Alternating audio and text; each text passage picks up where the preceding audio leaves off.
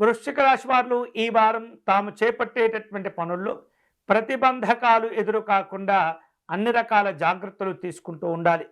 ముఖ్యమైనటువంటి వ్యవహారిక విషయాల్లో ఆలోచన విధానాలలో స్థిరత్వాన్ని అలవర్చుకోవటం మంచిది. నిరుద్యోగ ప్రయత్నాలన్నీ కూడా ఈ వారం మందకొడిగా కొనసాగుతూ ఉంటాయి. కుటుంబ సభ్యులతో కలిసి ఆలయాలు ఆశ్రమాలు సందర్శిస్తుంటారు. వృత్తి ఉద్యోగాదుల్లో బాధ్యతలను మరింత సమర్థవంతంగా నిర్వహించే ప్రయత్నం చేస్తుండాలి, నిర్వహించాలి కూడా. అలాగే సోదరులతో కలిసి ఆలయాలు ఆశ్రమాలు సందర్శిస్తుంటారు. వృత్తి ఉద్యోగపరంగా కొన్ని రకాల ఒప్పందాలు కూడా కుదురుతూ ఉంటాయి. స్థిరాస్తి ఒప్పందాలు ఈ వారం కలిసి వస్తాయి. పిల్లల యొక్క ఆరోగ్య విషయాల్లో ఏమాత్రం కూడా అశ్రద్ధ చేయకూడదు. వివిధ రూపాల్లో కుటుంబ అవసరాల కోసం కొన్ని వస్తువులను కూడా కొనుగోలు చేస్తుంటారు.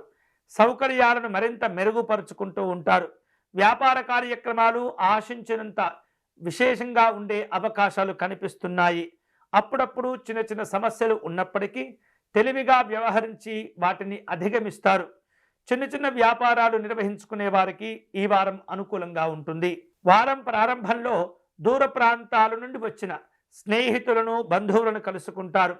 వివిధ రూపాల్లో విందు వినోదాల్లో పాల్గొనే అవకాశాలు కనిపిస్తున్నాయి. కొన్ని ఆశ్చర్యకరమైనటువంటి విషయాలు కూడా మీకు తెలుస్తుంటాయి. ఆర్థికపరమైనటువంటి సహకారాలు కూడా పొందుతూ ఉంటారు.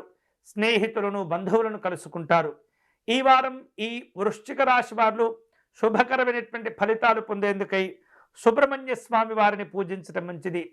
సుబ్రహ్మణ్య స్వామి వారి కవచమును పారాయణం చేయటం, అలాగే విశేషమైనటువంటి విభూతితో స్వామివారిని పూజించడం అర్చించడం చాలా మంచిది.